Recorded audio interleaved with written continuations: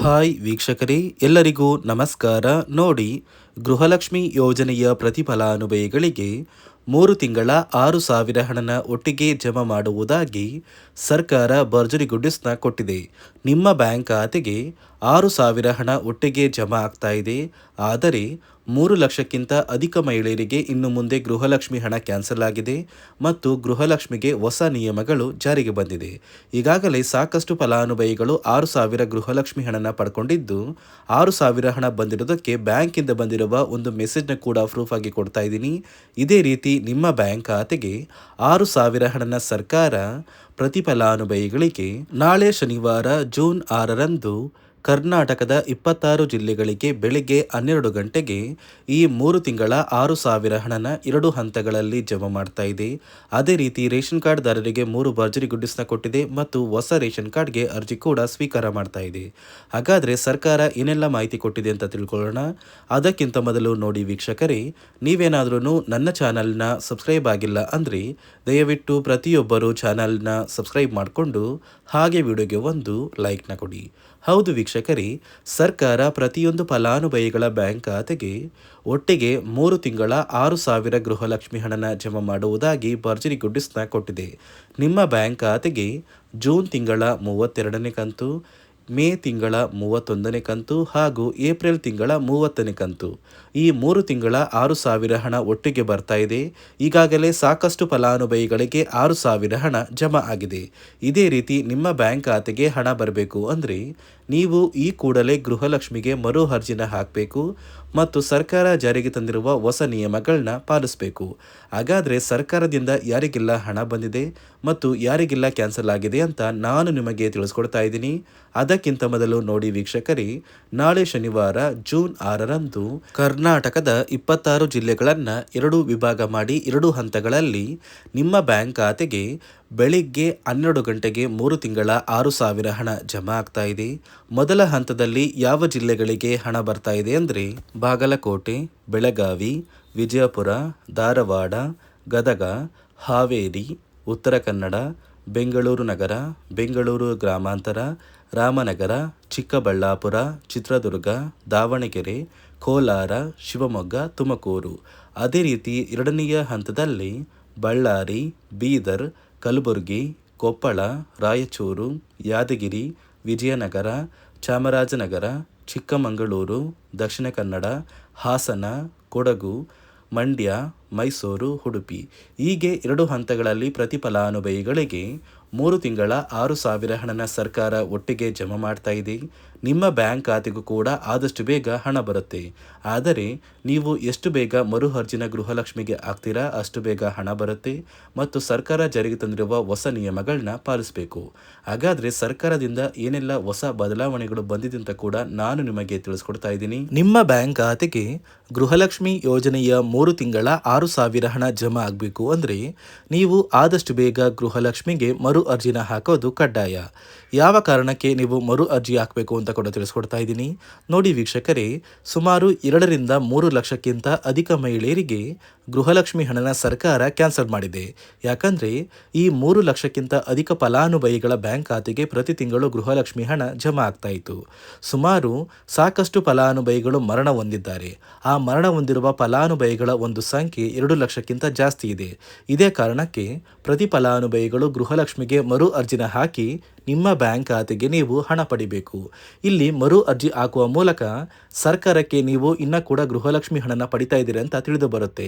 ಮತ್ತು ಯಾರೆಲ್ಲ ಫಲಾನುಭವಿಗಳು ಮರು ಅರ್ಜಿನ ಹಾಕೋಲ್ಲ ಅಂತಹ ಫಲಾನುಭವಿಗಳ ಒಂದು ಹೆಸರನ್ನ ಗೃಹಲಕ್ಷ್ಮಿ ಯೋಜನೆಯ ಅರ್ಹರ ಪಟ್ಟಿಯಿಂದ ಸರ್ಕಾರ ಕ್ಯಾನ್ಸಲ್ ಮಾಡುತ್ತೆ. ಸರ್ಕಾರಕ್ಕೆ 2 ಲಕ್ಷಕ್ಕಿಂತ ಅಧಿಕ ಮಹಿಳೆಯರು ಮರಣ ಹೊಂದಿರೋದು ತಿಳಿದು ಬಂದಿದೆ. ಇದೇ ಕಾರಣಕ್ಕೆ ಈ ಜೂನ್ ತಿಂಗಳಲ್ಲಿ ಸರ್ಕಾರದಿಂದ ನೇಮಕಗೊಂಡಿರುವ ಕೆಲವು ಅಧಿಕಾರಿಗಳು ನಿಮ್ಮ ಮನೆ ಬಾಗಿಲಿಗೆ ಬಂದು ಪ್ರತಿ ಫಲಾನುಭವಿಗಳ ಒಂದು ದಾಖಲಾತಿಗಳನ್ನ ಮರುಪರಿಶೀಲನೆ ಮಾಡಿ ಮತ್ತೆ ಅರ್ಜಿನ ಹಾಕ್ಸ್ಕೊಂಡು ಹೋಗ್ತಾರೆ. ನಂತರ ನಿಮ್ಮ ಬ್ಯಾಂಕ್ ಖಾತೆಗೆ 3 ತಿಂಗಳ 6,000 ಹಣ ಬರುತ್ತೆ. ಅದೇ ರೀತಿ ಇನ್ನು ಮುಂದೆ ಪ್ರತಿ ವರ್ಷವೂ ಕೂಡ ನೀವು ವರ್ಷದ ಕೊನೆಯಲ್ಲಿ ಗೃಹಲಕ್ಷ್ಮಿಗೆ ನೀವು ಹೊಂದಿರುವ ಲೈಫ್ ಸರ್ಟಿಫಿಕೇಟ್ನ ಕೊಟ್ಟು ಅರ್ಜಿನ ಹಾಕಿದ್ರೆ ಮಾತ್ರ ಆ ಒಂದು ವರ್ಷದಲ್ಲಿ ಪ್ರತಿ ತಿಂಗಳು ಗೃಹಲಕ್ಷ್ಮಿ ಯೋಜನೆಯ 6,000 ಹಣ ಬರುತ್ತೆ. ಈಗಾಗಲೇ ಫಲಾನುಭವಿಗಳಿಗೆ ಗೃಹಲಕ್ಷ್ಮಿ ಹಣ ಜಮಾ ಆಗೋದಕ್ಕೆ ಸ್ಟಾರ್ಟ್ ಆಗಿದೆ. ಆದಷ್ಟು ಬೇಗ ಈ ಜೂನ್ ತಿಂಗಳಲ್ಲಿ ಪ್ರತಿಯೊಬ್ಬರು ಅವರು ಗೃಹಲಕ್ಷ್ಮಿಗೆ ಮರು ಅರ್ಜಿನ ಹಾಕಿ ಈ ಒಂದು ಹಣನ ಪಡ್ಕೊಳ್ಳಿ. ಮತ್ತು ಸರ್ಕಾರ ಈ ಗೃಹಲಕ್ಷ್ಮಿ ಹಣಕ್ಕೆ ಕೆಲವು ನಿಯಮಗಳನ್ನ ಕೂಡ ಜಾರಿಗೆ ತಂದಿದೆ. ಅದೇ ರೀತಿ ರೇಷನ್ ಕಾರ್ಡ್ ಹೊಂದಿರುವ ಪ್ರತಿಯೊಂದು ಕಾರ್ಡ್ದಾರರಿಗೂ ಕೂಡ ಸರ್ಕಾರ 3 ಮುಖ್ಯವಾದ ಭರ್ಜರಿ ಗುಡ್ಡಿಸ್ನ ಕೊಟ್ಟಿದ್ದು, ಮೊದಲ ಒಂದು ಗುಡ್ ನ್ಯೂಸ್ ಬಂದು ಸರ್ಕಾರ ಹೊಸ ರೇಷನ್ ಕಾರ್ಡ್ಗೆ ಅರ್ಜಿನ ಸ್ವೀಕಾರ ಮಾಡ್ತಾ ಇದೆ.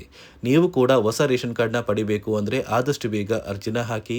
ಅದೇ ರೀತಿ ಎರಡನೆಯ ಒಂದು ಗುಡ್ ನ್ಯೂಸ್ ಬಂದು ನೋಡಿ ವೀಕ್ಷಕರೇ, ನಿಮ್ಮ ಒಂದು ರೇಷನ್ ಕಾರ್ಡ್ಗೆ ಸರ್ಕಾರದಿಂದ ಈ ಜೂನ್ ತಿಂಗಳಲ್ಲಿ 3 ತಿಂಗಳಿಗೆ ಬರುವಂತಹ 15 ರೀತಿಯ ಆಹಾರ ಪದಾರ್ಥಗಳನ್ನ ಸರ್ಕಾರ ಉಚಿತವಾಗಿ ಕೊಡ್ತಾ ಇದೆ. ಈ ಜೂನ್ ತಿಂಗಳಲ್ಲಿ ಸಿಗಬೇಕಾಗಿರುವಂತಹ ಇಂದಿರಾ ಕಿಟ್ ಮತ್ತು ಮೇ ತಿಂಗಳಲ್ಲಿ ನಿಮಗೆ ಬರಬೇಕಾಗಿರುವಂತಹ ಒಂದು ಇಂದಿರಾ ಕಿಟ್, ಅದೇ ರೀತಿ ಏಪ್ರಿಲ್ ತಿಂಗಳಲ್ಲೂ ಕೂಡ ನಿಮ್ಮ ಒಂದು ರೇಷನ್ ಕಾರ್ಡ್ಗೆ ಇಂದಿರಾ ಕಿಟ್ನ ಕೊಟ್ಟಿಲ್ಲ. ಒಟ್ಟು 3 ತಿಂಗಳ 15 ಆಹಾರ ಪದಾರ್ಥಗಳನ್ನ ಸರ್ಕಾರ ಪ್ರತಿ ಕಾರ್ಡ್ದಾರರಿಗೆ ವಿತರಣೆ ಮಾಡ್ತಾ ಇದೆ. ಮೂರನೆಯ ಒಂದು ಗುಡ್ ನ್ಯೂಸ್ ಬಂದು, ಇನ್ನು ಮುಂದೆ ನೀವು ಉಚಿತ ಅಕ್ಕಿ ಪಡಿಬೇಕು ಅಂದರೆ ಆ ಒಂದು ಬಯೋಮೆಟ್ರಿಕ್ ಮಷಿನ್ ಮೇಲೆ ಬೆರಳಿಡುವಂತಹ ಅವಶ್ಯಕತೆ ಇಲ್ಲ.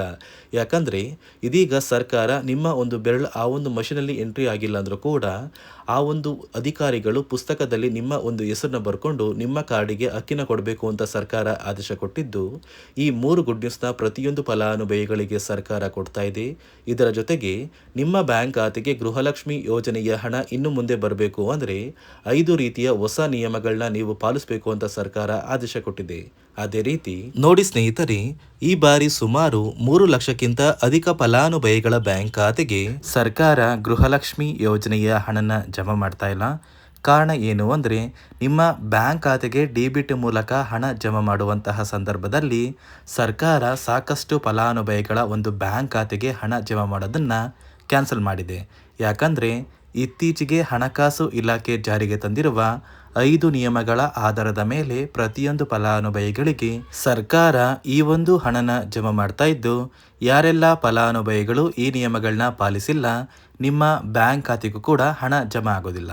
ಹಾಗಾದರೆ ಬನ್ನಿ ಸ್ನೇಹಿತರೆ, ಸರ್ಕಾರ ಜಾರಿಗೆ ತಂದಿರುವ ಆ 5 ಹೊಸ ನಿಯಮಗಳು ಏನು ಅಂತ ನಾನು ನಿಮಗೆ ತಿಳಿಸ್ಕೊಡ್ತಾ ಇದ್ದೀನಿ. ನೋಡಿ ಸ್ನೇಹಿತರೆ, ಮೊದಲನೆಯ ಒಂದು ನಿಯಮ ಬಂದು, ಸಾಕಷ್ಟು ಫಲಾನುಭವಿಗಳು ಹೊಂದಿರುವಂತಹ ಒಂದು ರೇಷನ್ ಕಾರ್ಡ್ ಏನಿದೆ, ಆ ಒಂದು ರೇಷನ್ ಕಾರ್ಡ್ನ ಮನೆಯ ಸದಸ್ಯರ ಪ್ರತಿಯೊಬ್ಬರ ಒಂದು ಆಧಾರ್ ಕಾರ್ಡ್ನ ನಿಮ್ಮ ರೇಷನ್ ಕಾರ್ಡ್ಗೆ ಕಡ್ಡಾಯವಾಗಿ ಲಿಂಕ್ ಮಾಡಿಸ್ಬೇಕು.